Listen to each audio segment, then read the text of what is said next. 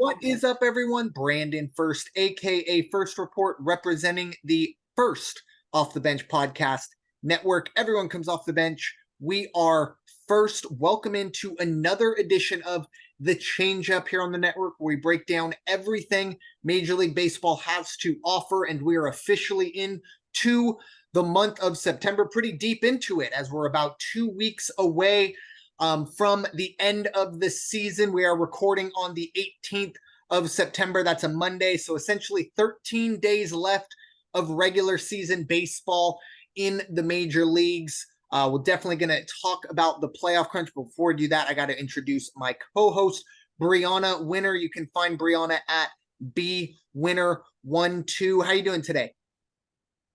As good as I can be when your team gets eliminated. And possible trade and injury, lots of injuries that could potentially be a problem for next year. So it's fun. Yeah, I think you have a different F word for it, but this is a PG podcast, so fun it is. Yeah, unfortunately, a very unfortunate time for Angel fans. As a Padre fan, definitely not the same misery, but there is plenty to go around. So the team reports will be in the podcast. But I know I'll be okay. I don't expect Bryanna to curse either, so the kids should be okay, but you may want to have the earmuffs ready just in case. Not a whole lot. No, I'm not going to curse. But internally, I'm screaming because of the fact that they got swept by teams that they shouldn't have been swept by since the last podcast. And that's a professional right there. The internal screaming while keeping everything on the outside under control. Unfortunately, both Angel and Padre fans have had a lot of practice over the last few years of that. But before we get into that, obviously we will be talking about the playoff picture, talking about some very unfortunate news coming out of Dodger land. No jokes there. But we are going to start in Texas, or at least with the Rangers. Obviously, they've had a bit of a stumble since, essentially really the All-Star break, a team that looked like was going to run away with the American League West, not so much. They get some bad news. Unfortunately, Max Scherzer, he is done for the year. Tricep injury. There was some talk, possibly maybe a World Series return. That has kind of been squashed as well. So it does look like Max Scherzer's season with the Rangers has come to an end. Bryanna, what are your thoughts overall? And now, they're not only their playoff chances, but even if they make it to the playoffs, their chances going forward. I mean, at this rate, they're still a game ahead of Seattle. So there's still a chance. They're only a game and a half back of Houston. Man, was I hoping they could have held on. But I mean, considering what Seattle has also done, and they had the lead for a little bit, like that division is up for grabs. So it is really going to come down to these last 2 weeks of who's going to make it for the West.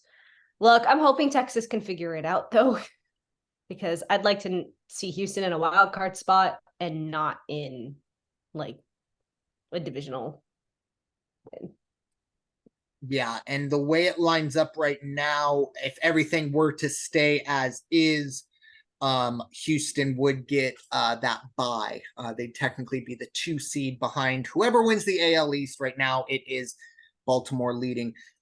So Houston would get in, essentially straight to the divisional round. We're obviously both hoping that Texas can run down Houston. This injury is tough. I think for Texas right now, it's more about getting into the dance rather than your dance partner right now. And obviously at the moment, we'll get into the playoff picture in a bit, but you got 3 teams fighting for 2 spots on the wild card side of things. But the division is still there for them. It's going to be tough. Without Scherzer, I think they have plenty of pitching options, but maybe not on the level of Max Scherzer. Now, Max Scherzer has struggled in the postseason, so it's not like you're losing a Madison Bumgarner numbers-wise, but I don't know. I just anytime you lose not only a pitcher, but a competitor like Max Scherzer, I think that's going to be very difficult for any team to weather. But as you said, I think Texas has dealt with a lot of injuries this year. And they've been able to obviously weather the storm as best as possible. It's not been a great second half, but like I said, they still have a chance to make the playoffs. And, as of right now, a game up on Seattle for that final wild card spot. It's going to be wild how this ends. And I don't think this is a positive by any stretch of the imagination for the Rangers. I think it's just a matter of how much of this turns into a negative, making it into that best of 3 series, that wild card series. Not having Max Scherzer, not ideal, but at the same time, I do remember last year the Mets did have Max Scherzer healthy for that wild card series, and that didn't matter as the Padres took down the Mets. And yes, I did sneak that in because I don't have a lot to look forward to as a Padre fan. So perks of being the host. But yeah, in terms of Scherzer, this is going to be an interesting situation. And not just, going forward, Max Scherzer a little long in the tooth, probably towards the end of his career.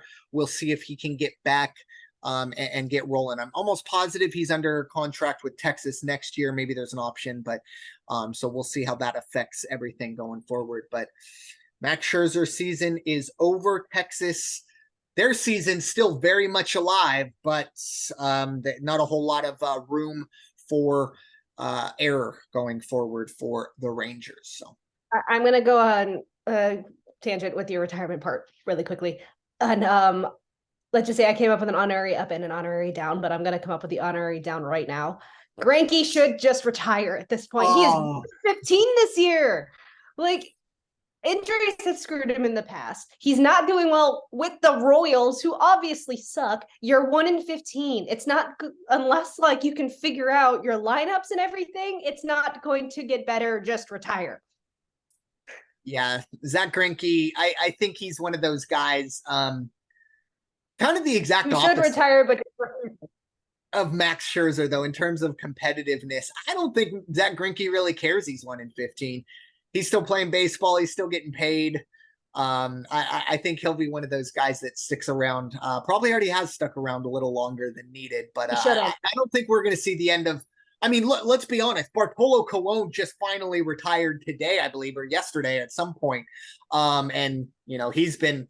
I love Bartolo. Love me some Bartolo, but it's been at least 4 years since we've seen him on the Major League Diamond. So we'll see how long it'll take Greinke to head out there. But, also just popping into my head too, we talked, I believe the last time we talked, it was the Steven Strasburg situation. Yep. He announced his retirement. Well, I don't know if you saw, but the Washington Nationals, apparently they canceled his retirement ceremony because they don't want to pay Steven Strasburg the remainder of his contract. So that has now turned into a whole thing. So now Steven Strasburg may not retire. He might just say, you know what, fine, I'll stay on the injured list. You still have to pay me. It's a whole thing.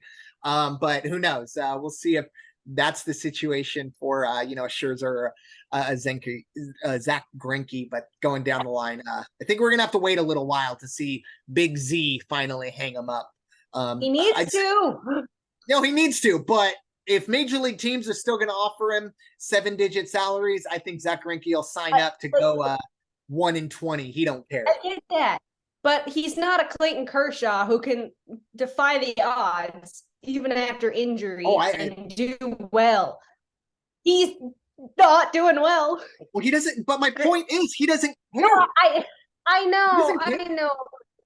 But just retire so somebody else can, 1, get their chance, and 2, prove that they also would deserve to have a spot in the MLB. There are so many up and coming. Well, not the Royals. Fine, I promise you, the Royals don't have anybody else. I'm done. They're moving on to some pretty unfortunate news coming out of Dodger Town.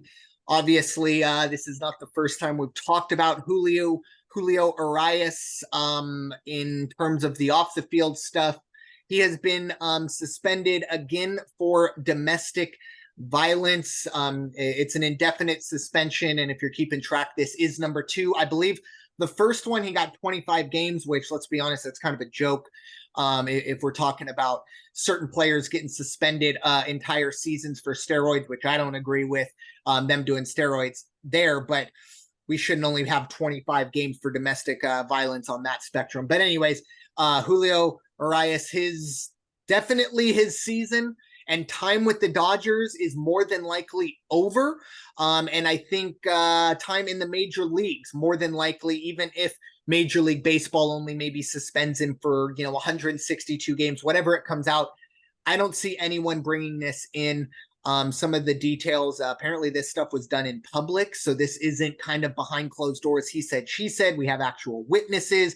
I didn't dive too deep into it just because I don't like to deal with that stuff, but it's really very, very unfortunate. Most of the time I'm for second chances. I don't know if this was one where I was okay with second chances. I don't think putting your hands on a woman, you're allowed to have a second chance, especially when it comes to making millions and millions of dollars to play a children's game. But this definitely needs to be it. There should not be any team. Major League Baseball can get out in front of this and just say, hey, you know what? 2 strikes and you're out. You're indefinitely suspended. And hopefully Major League Baseball teams and ownership groups, if Major League Baseball doesn't make that call, they kind of give him a bit of an unofficial blacklist. But Bryanna, what are your thoughts? Julio Urias looks like his Major League career, rightly so, is over. I better hope so. I better not see him in the freaking league again. Yeah. And I know somewhat this kind of relates to this other case, but obviously they're still investigating this one. Wander Franco. Mm-hmm. Obviously, it's a completely different context, but if the investigation holds true, I think he may have the same fate as Urias, where it's an indefinite suspension and he's probably never going to play again. But again, that investigation is still going. Obviously we don't know what's going to happen with it. But yeah, I thought I'd bring that up as well because I don't know if we brought it up the last time. We didn't, and that's on me. I think it happened after. Well, no, it didn't, because I actually vividly remember us stopping and me kind of sitting down and, kind of decompressing and realizing, oh, shoot, we didn't talk about Wander Franco, but at the same time, right now, then. Yeah, exactly. And, we've all also said this. I mean, we've talked about Trevor Bauer stuff and that stuff. We don't well right now. He's doing really well. Yeah, he's doing really well. And that's a little different. Now, obviously, the Wander Franco, we will talk about that here for a minute. If you aren't familiar, there was a situation where he was having what seemed to be a inappropriate relationship with who was reported to be a 14-year-old minor. Now that situation has gotten a little more convoluted. Now, once again, I didn't go TMZ and dive into it, but I have heard reports that there have been, that same girl has put up pictures of her, with a kid, with her child, which, look, I understand. I'm not sitting here saying there's no 14-year-olds with children or anything like that. There's no guarantee that that was actually her child. There's just a lot of things that I think need to be hashed out. I don't think it's as cut and dry as the Urias situation. Now, also on top of the Wander Franco, there is someone in the Dominican Republic who has come out, who they have said is definitely 16, also has a report there. So that's a whole nother situation that, again, I don't think a second chance, statutory rape, and I don't know the age of consent in the Dominican, but I believe the 14-year-old situation, from everything I've heard, was here in the States, which I don't know a whole lot of countries, and I don't want to know a whole lot of countries where the age of consent is 14. That's disgusting, but that's not what this podcast is. Age of consent for any sexual activities in the Dominican Republic is 18.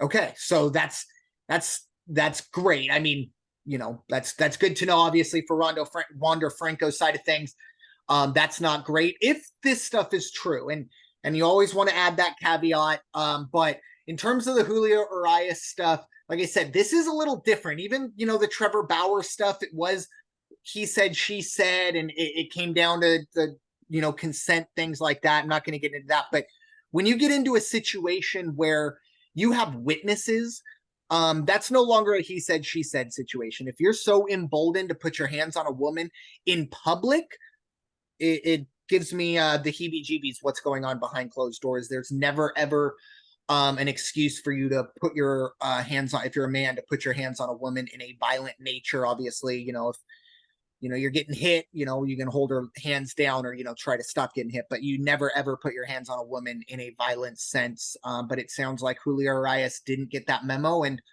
obviously I think we're both in pretty much unanimous saying that we don't want to see him on a Major League Baseball field. I think it would be a PR nightmare for any team at any point to bring him in.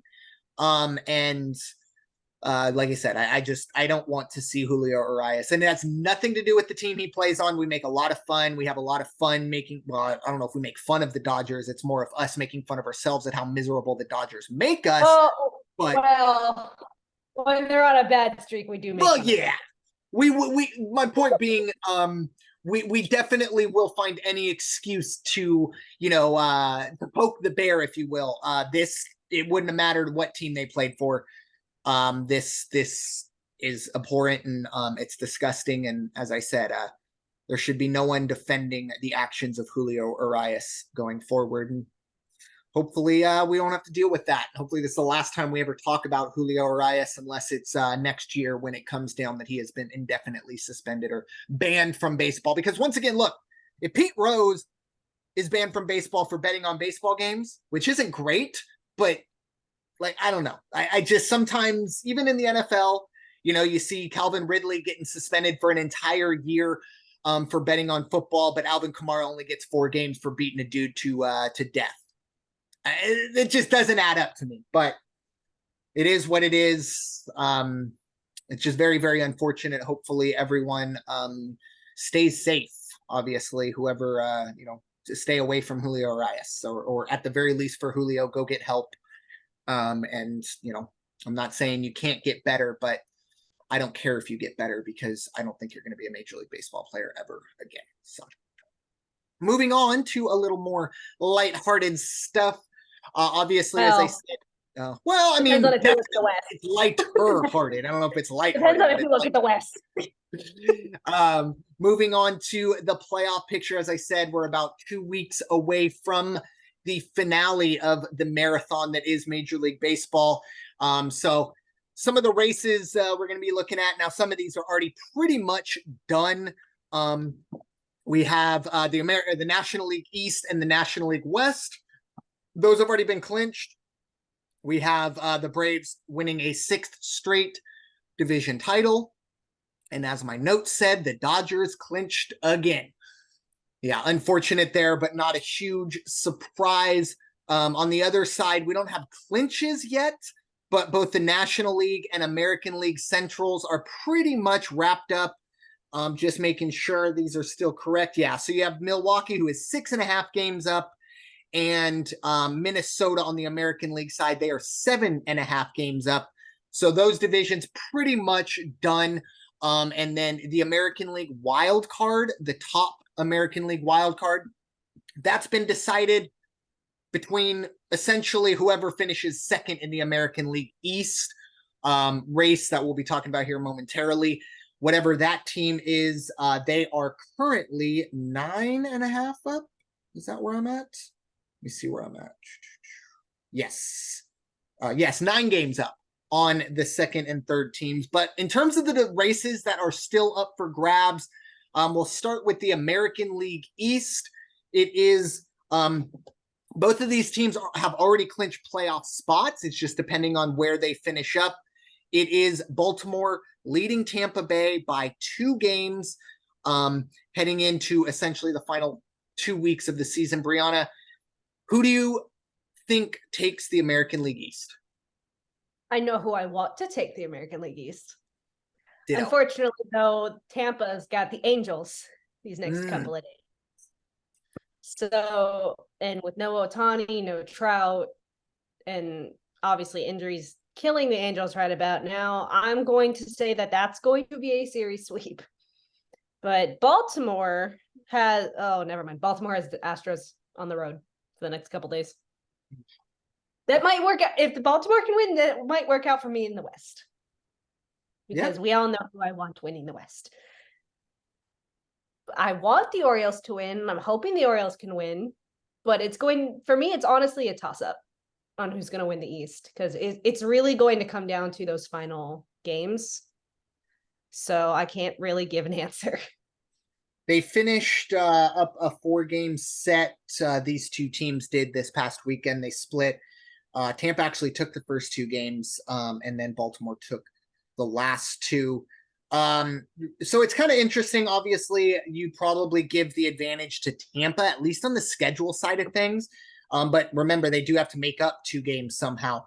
And I don't know the tiebreak situation as well. But the one thing I will say that I guess I somewhat give a positive, or at least a little bit of the edge on Baltimore's side, is you talked about 3 against Houston, and then 4 on the road in Cleveland, and then they finish up 2 against Washington and 4 against Boston. They're all at home. Tampa Bay will be on the road for their final 5 games, 6 games against against Boston and Toronto. So maybe a little bit, I'd give a little bit of advantage to Baltimore. Sorry. But you have to remember that the Rays also have have the Blue Jays over the weekend as well.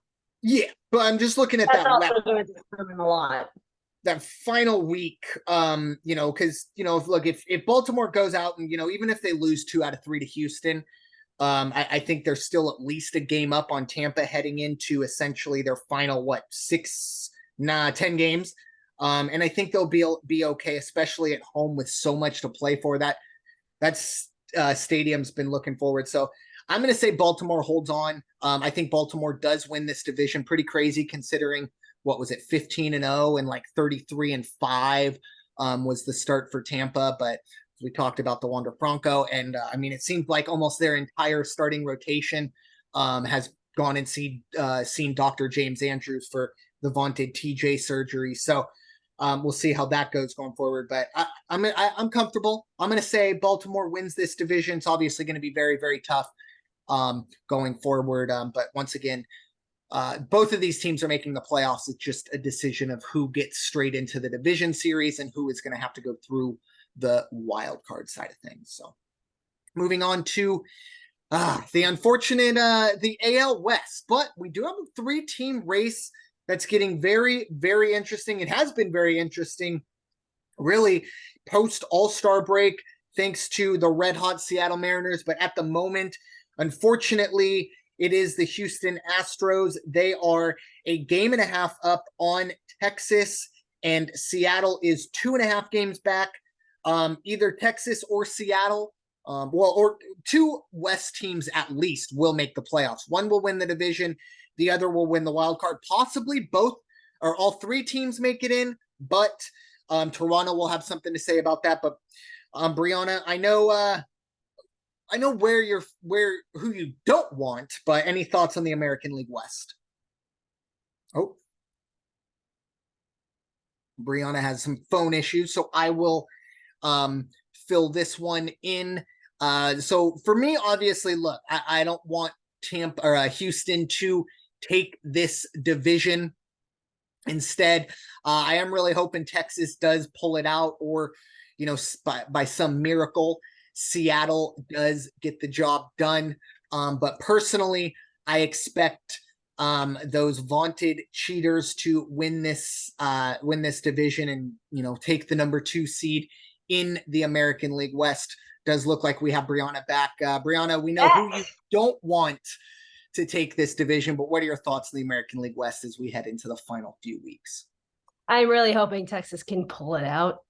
Although I was going to say, I would love to see Seattle win after everything that they've done since the All-Star break.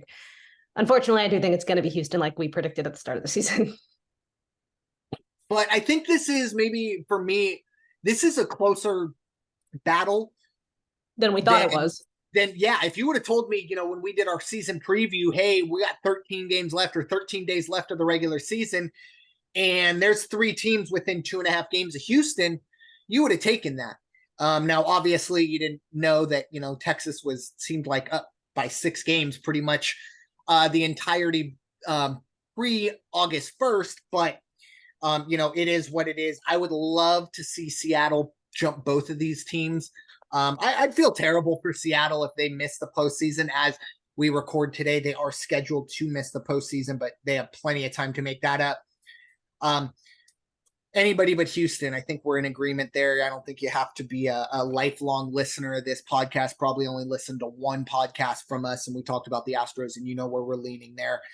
But we're going to see. It's going to be very difficult for either of those teams. But It's definitely possible going forward. So moving on to the American League wild cards, second and third teams. As we talked about, the first wild card is pretty much already decided. It's just a question of whether it's going to be Baltimore or Tampa. Whoever finishes second in that division will get that top wild card spot. On the other side of things, you got three teams fighting for 2 spots. Currently, Toronto is in that second wild card spot, and Texas is in the third wild card spot. Let me make sure I just have the numbers. And Seattle's correct. game back. Thank you. Yes, and Seattle is. Yeah, I retyped them out like within the last couple minutes. Yeah, I know. I put it together last night, and I was like, you better make sure you check this before you say it, because it was in the middle of the day. But yeah, so at the moment, Toronto a half game ahead of Texas. Texas is in that final wild card spot, and you got Seattle 1 game back. This is a tough one because I really do like all 3 of these teams, but one of them is not going to be playing October baseball. Bryanna, what are your thoughts? Wild card 2 and 3 in the American League. I would love if Houston could just drop down below Seattle. Like I would just love if they can drop down. But I don't know if that's going to happen. That's also going to be reliant on this Baltimore series that they've got. We can hope. I mean, if Seattle or Texas do, like either way, it's going to be very sad for all Texas and Seattle fans because they have played their hearts out all season. Well, Texas all season, Seattle since the All-Star break pretty much because Julio Rodriguez just been on a freaking tear since the All-Star break. So honestly, I'm okay with any of these. I just want all of them. Yeah, I'm looking at Houston's schedule right now. Obviously, we just talked Baltimore, these 3 at home, and then Kansas City at home as well. However, they do have 3 against Seattle. In Seattle next Monday through Wednesday, and then 3 against Arizona in Arizona. Now, Arizona, so it could happen. Yeah, I mean, it could. I could see, I mean, who knows? If Baltimore gets a sweep, I don't think we could expect Kansas City to win more than 1. And then if Seattle gets a sweep, you never know. And then Arizona's got a lot to play for. Now, the likelihood of that happening, I wouldn't put very high, but it's the Dumb and Dumber meme, right? So you're saying there's a chance. Yeah, there is a chance. Here's the problem. Here's the problem. Aside from the series against the Red Sox right now and the Angels next week, pretty much the rest of the Rangers schedule is Seattle. Yeah. So they're going to be kind of eating each other. Yeah. Which means it's going to give Houston an advantage there. Toronto's really happy about that. I know. Interesting. Oh, I know. Those 2 teams got a bad the Rangers and the Mariners got a bad draw for this last 2 weeks. Yikes. Well, it'll all be right there in front of them, and they'll have to figure it all out. That'll be very interesting. One of them is going to kick out the other, is what this is going to come down to. Definitely. So, and I'm leaning I'd say Seattle, just because the Seattle story I think is great. Texas story has been cool too, but I don't know. I think you have to have a soft spot. But the Texas pitching staff might struggle without definitely. it. Definitely. So, final race that's up for grabs we'll be talking about. It's all of the National League wildcards, kinda. But at the moment, let me get my numbers back up to make sure I have this correct. Philadelphia Phillies are 3.5 games up as the top wildcard spot, wildcard team, I should say. Arizona is in that second wildcard spot. They are a half game up, and that's where the craziness begins. Then we get the Cubs and Mariners both tied for that last Mariners. Excuse me. Wrong division. Wrong division. Yeah, I just see the MIA. But anyways, the Mariners, oh my gosh, the Marlins and Cubs are tied for the final wild card spot. It's Monday, folks. We all can relate.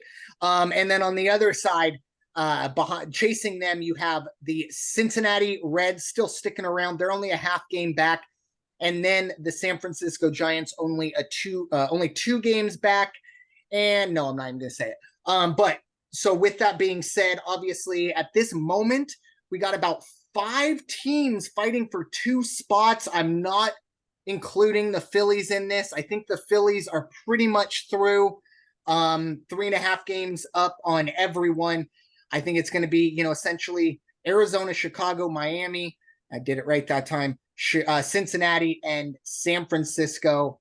Whew, 5 teams for 2 spots. This is going to get crazy. Bryanna, what are your thoughts? The National League wild card, emphasis on wild.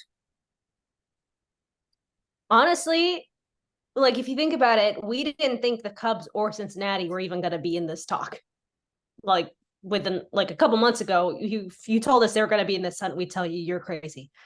I mean, Cincinnati had a chance, but Chicago had no chance.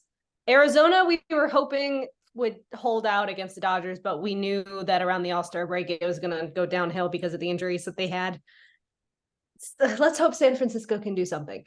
But look, the fact that the Cubs are even in this race right now just proves how much they've come since the All-Star break and a lot, and from the trade deadline. And they didn't do too much in the trade deadline. Like they weren't like massive buyers, but I mean, they got rid of like a couple people. They got Candelario, who's currently injured, but they're still showing that they should be in this conversation, which I'm very happy for. Definitely. I mean, will it be 2016 again? No. Yeah, it's really, really interesting. Obviously, look, the Padres, the Mets, the Cardinals. Yep. Phillies at the start of the season, you would have told me we would have told you you're absolutely batshit crazy. 100%. But I mean, even going back to the start of the season, if you would have told me, excuse me, that Arizona, Chicago, Miami, Cincinnati, and San Francisco are all ahead of San Diego, the Mets, and St. Louis, I would have told you you're crazy. But that's where we are. I personally, I've never been a big Giants fan. The only time I cheer for the Giants when they play the Dodgers. So I'm perfectly fine with really any of these teams, as long as the Giants don't make it in, and that's kind of how it's going. I would love to see Seattle. I'm just really wanting to talk about the Mariners. What is going on with me right now? Okay, let's try this again. I would really like to see the Cincinnati Reds make the playoffs. I've been really fascinated by Ellie De La Cruz and that young team going forward. Obviously, they have some work to do. And look, like I said, any of these teams minus San Francisco making it, I'm okay. Once again, when it comes to the National League and the American League, we have at least on the National League side, anybody but the Dodgers. And the American League side, anybody but the Astros. That's kind of how our podcast lines up. So whoever makes it in, I just hope they can beat the Dodgers. That's the end of the story. I don't know if any of these teams can. I think Atlanta's the only one, but who knows? Maybe Philly or something like that. But we'll see how that goes going forward. Bryanna, what are your thoughts on the National League wildcard? That does not include the Seattle Mariners, despite my trying to just force them into the conversation. Anyways. Oh, I am so dying at that. I mean, look at how Philly and the Cubs started. Like, they were trash, especially the Phillies. They were trash at the start.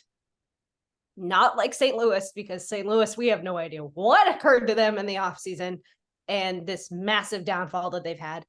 But if you would have told us, like, what, a month in, if those two were going to be in this conversation, like, we wouldn't believe you. I mean, Arizona, we expected after the start they had.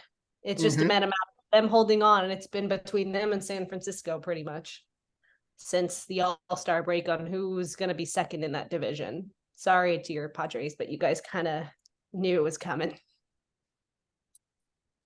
Yeah, we'll get to that momentarily. That's pretty much it. Yeah, it's going to be pretty crazy coming down to it. I love this type of stuff.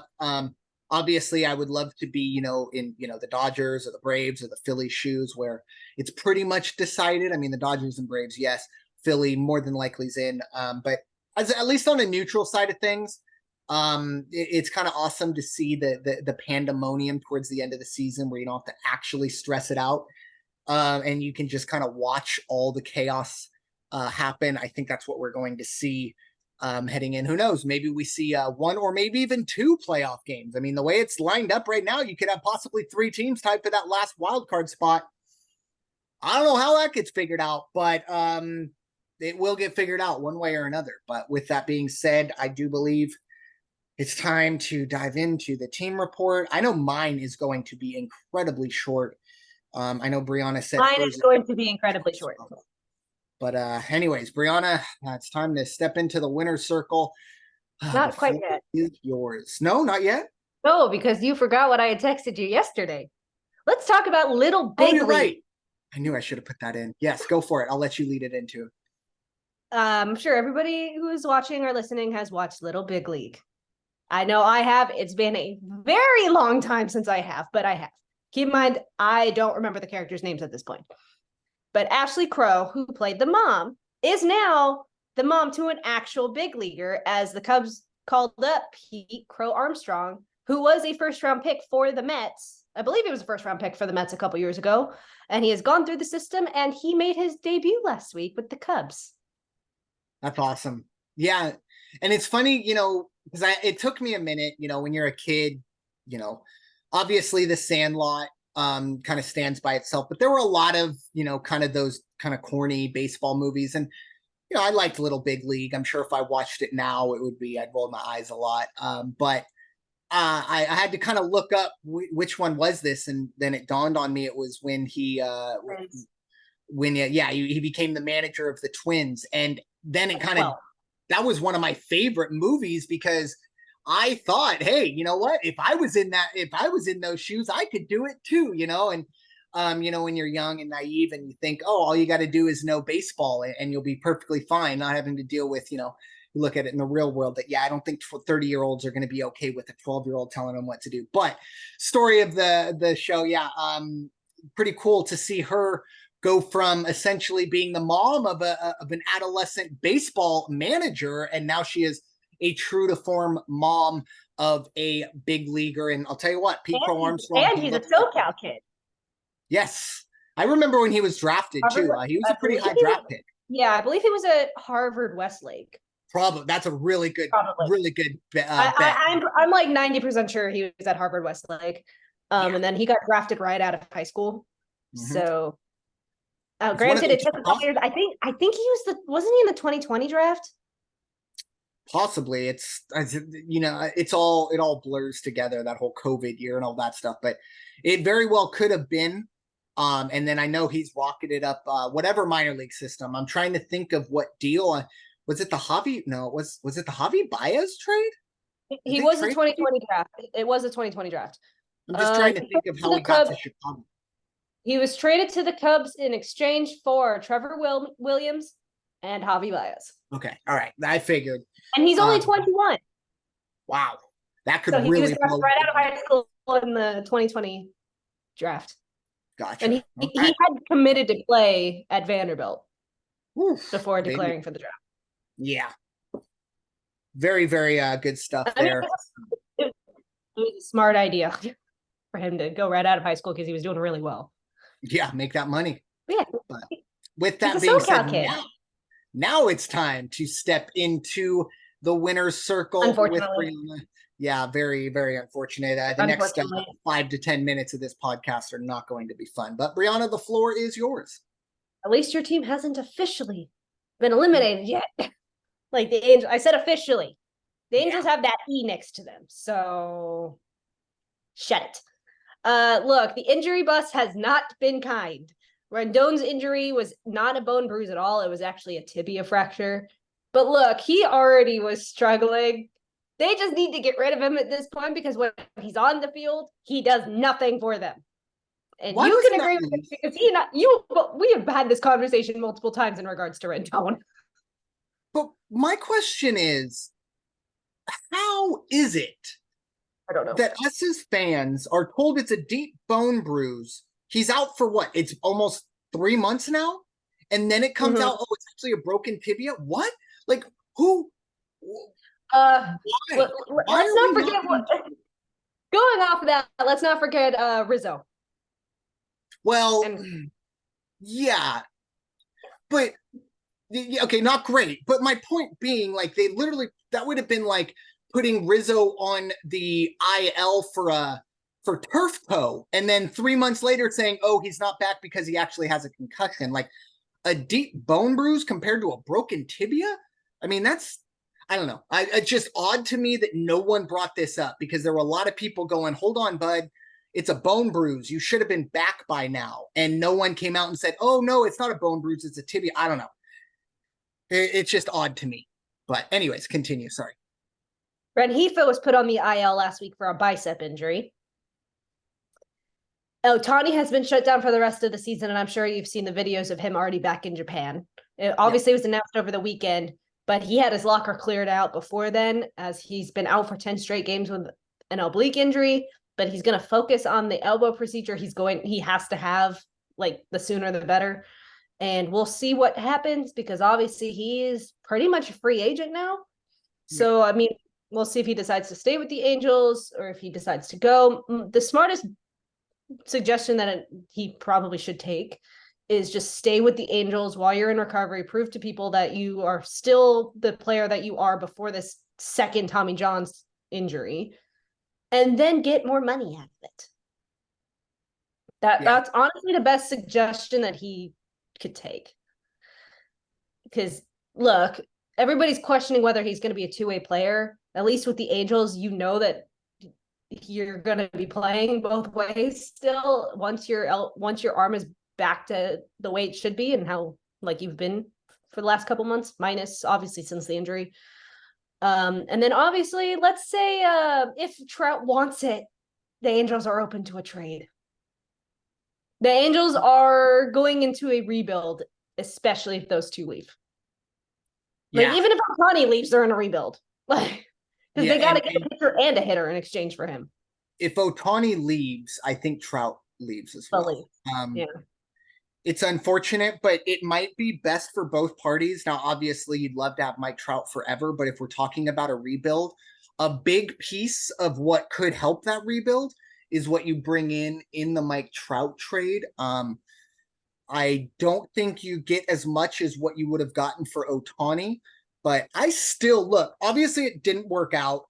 I still thought, I commend what the Angels did. They went out and they tried. It blew up in their faces. It's not great, but they didn't just pack it up, trade Ohtani away, and been like, whatever. They went out and got Giolito. Didn't work. I understand all those things. Put those guys on waivers. They're not even on the team anymore, most of them. I understand all that. I prefer to see a team try and then fail rather than just accept their fate, if you will. Especially the Angels, because it seemed like they had just accepted their fate for so long. They went out and tried, didn't work. I understand that.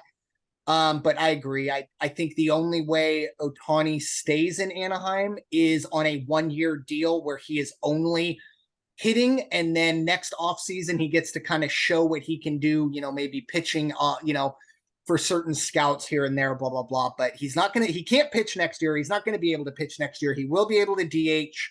I think, a 1-year, $25 million contract. And I think that works. And then who knows, maybe you can try and run it back.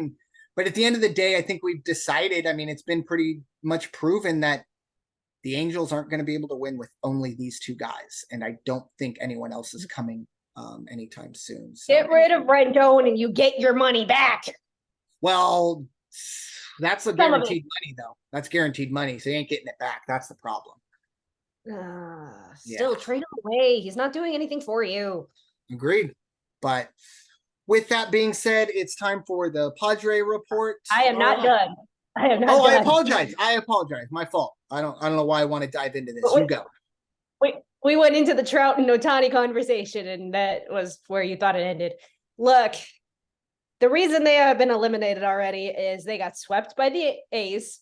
They got swept by Baltimore. Then they took 3 of 4 from Cleveland, which is obviously helping the AL Central's case right now.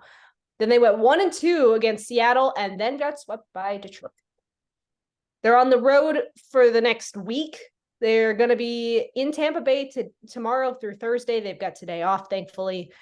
And then they're at the Twins this weekend, and then they'll finish at home, unfortunately, against Texas. And hopefully they can take some wins from the A's, who they finished the season off with. Now I'm done. All right. Well, Padres side of things, currently 72 and 78. They are 6 games out of a wild card spot. Technically not eliminated, but they are very close to being eliminated. Probably by the weekend, it will be official for the Padres. Look, Manny Machado sounds like he's getting ready for surgery in the offseason. More than likely, when the final nail is in the coffin on the Padres season, he will get shut down. Yu Darvish has already been shut down. I don't really have anything to say. There's been a lot of talk about the toxic clubhouse and things like that. Only thing I will say is I look at the source, and if you're in San Diego or if you've ever read anything, the San Diego Union Tribune, you might have your own thoughts on Kevin Acee. I hold Kevin Acee in the same journalistic regard as TMZ, and I apologize to TMZ for bringing them into this. Kevin Acee might be one of the worst sports journalists that I've ever read, which is really unfortunate because he replaced Nick Canepa, who was probably the opposite. He was arguably the best sports journalist that I've ever read, at least at the local level.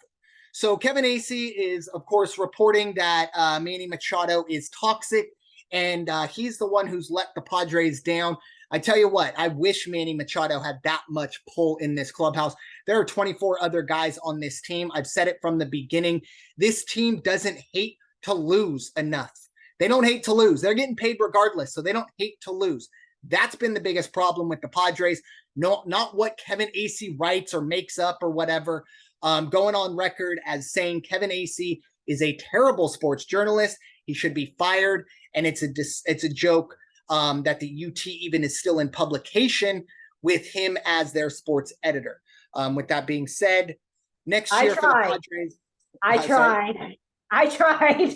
Oh, believe me, yeah, everyone's tried. Oh, I applied for that position last year. I tried.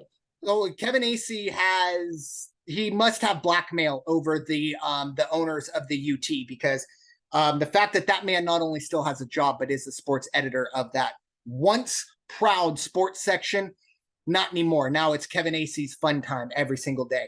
And to be fair, I haven't picked up a Union Tribune in quite some time because of that. But with that being said, there isn't really anything the Padres can really look forward to other than next year. If they big issue is going to be replacing Blake Snell, who is more than likely going to win the National League Cy Young and then go get paid a lot of money.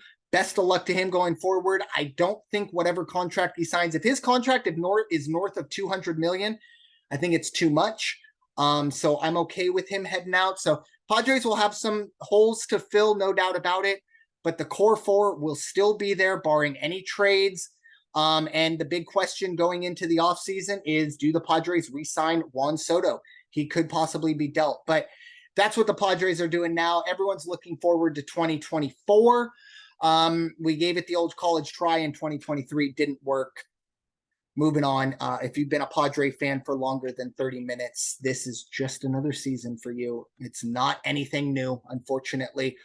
That's where you can kind of tell right now the real Padre fans and the bandwagon last 5-year Padre fans, because the bandwagon fans are freaking out. And believe me, I'm not happy, but at the same time, this is like a top 10 season pre-2016, if we're being honest, for the Padres. So moving on to the 3 up and 3 down, get a little positive, then negative, and then vice versa for a little bit. But Bryanna, you have the ups this week. What's our first up of the week? I almost forgot I had the ups again. Let's just say I had to type this out right before because I completely forgot about it. I'm going to go with Arizona. Look, they're on a 3-game win streak. They've moved up. Obviously, they were third for quite a while after their downfall like 2 months ago. And obviously, San Francisco has not done well either for this reason, but I don't care. So they seem to be on the ups. They moved up to second in the West, but they're not going to be able to catch the Dodgers, unfortunately, for all of us Dodger haters. But at least they are in a wild card spot, and I would love to see, and I'm not saying this because I am currently in the state of Arizona, I would love to see them in the playoffs, a spot that they have not been in for, over a decade? Maybe two. I don't think it's What was been it? that long, but it's been a long time since they've really been a big time force. I'm gonna look that up right now. Was it like 2006? Oh, I think it's been before that. Hold on. That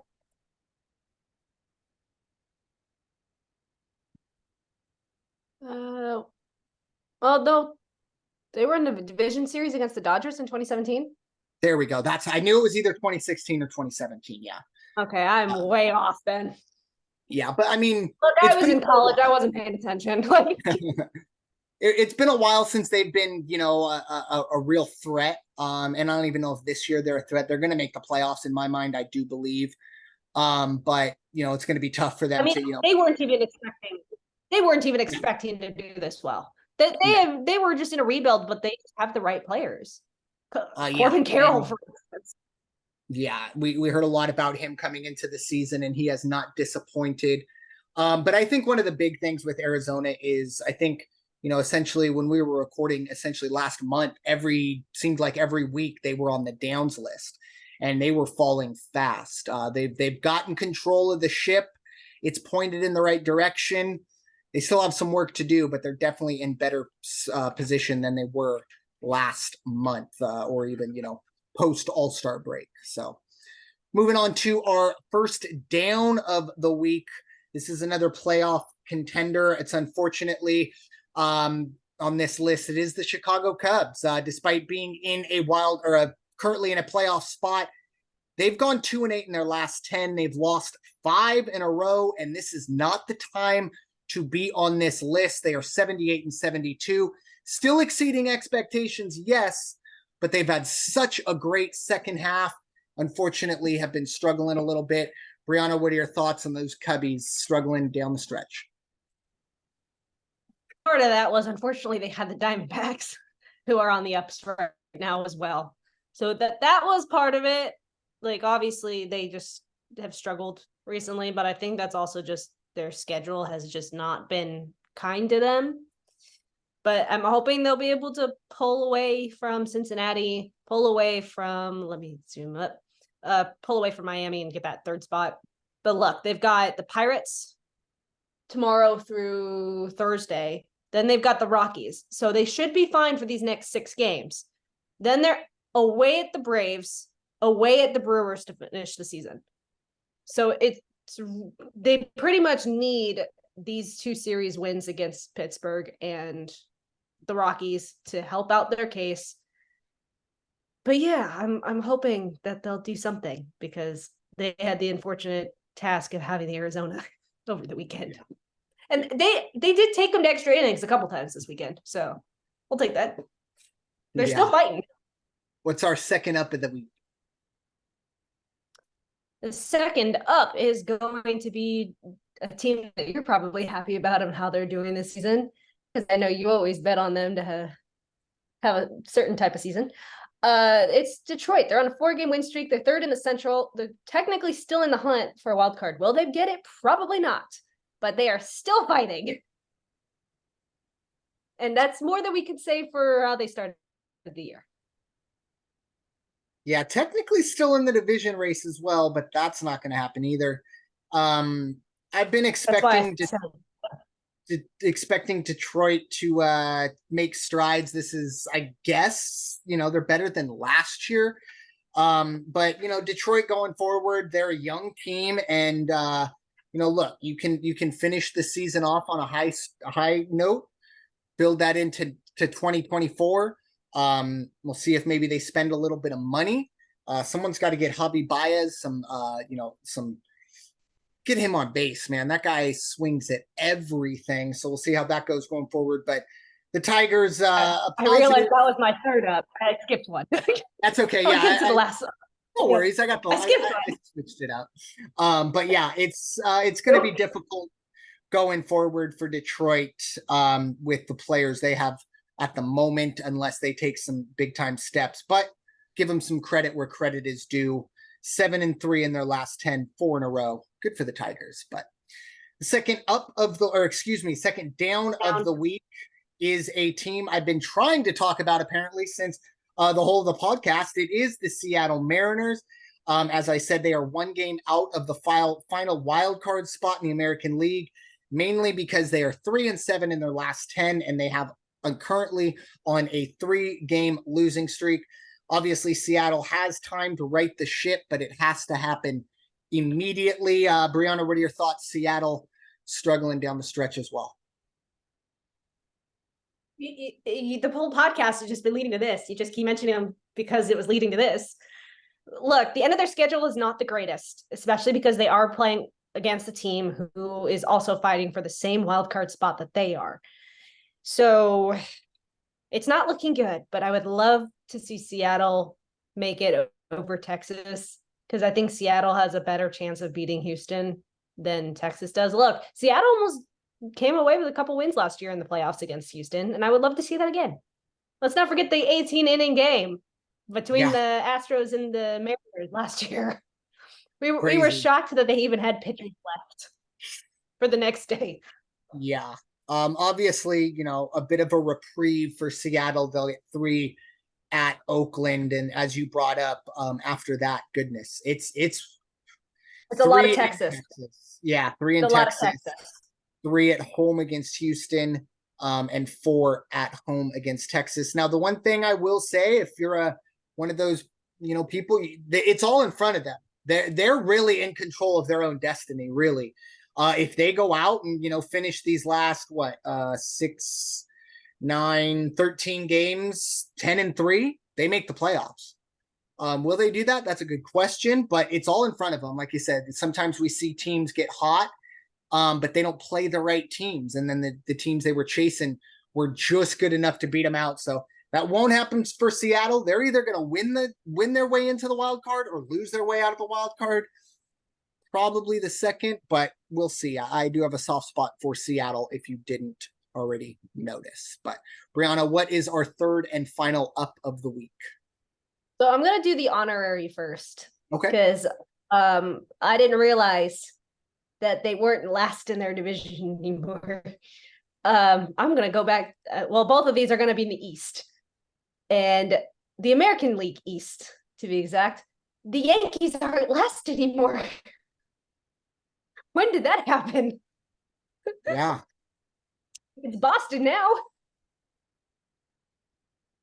Yep. I don't know when this happened, but kudos for them for at least getting out of that last spot in the East. They're not making it into a playoff no matter what, but at least they're not last. Amen. So going to the actual up I had, we're staying in the division. It's going to be the Blue Jays, who are currently on a 3-game win streak, 3rd in the American League East, and currently holding a wild card spot. So we'll see what happens in their coming games, pretty much. But it's been a roller coaster of a season for this team.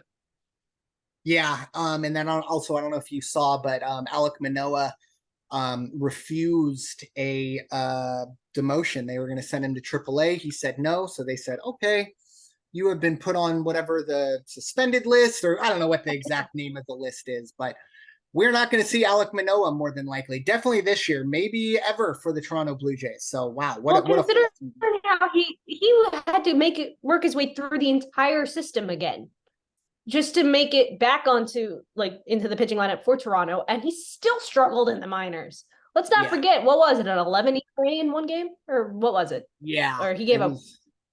It was. I think it was 11. It was 8 runs, 11 hits in an inning and a third, or something like that, or 3 and a third. But it was bad in the. So and then he hit Taylor Ward in the face. Oh yeah, that. And then he hit Ward in the base. And then it's not been great for Toronto. But they are going forward. 3 wins in a row. This is the time you want to be on this list for sure. So. Moving on to my third and final down of the week. It is out of the National League West. It's the San Francisco Giants, who have been doing pretty well of late. However, their season getting shorter and shorter now. They are 2 games back of a wild card spot, but they are kind of dropping. Sure, they are 6-4 in their last 10. However, they were on a losing streak. I don't know. I want to say 3 or 4 games. They did win last night, so that kind of blew my notes up. But yeah, San Francisco falling 2 games back of the wild card for a team that was right there in the wild card picture for a lot of it. Bryanna, what are your thoughts on the Giants?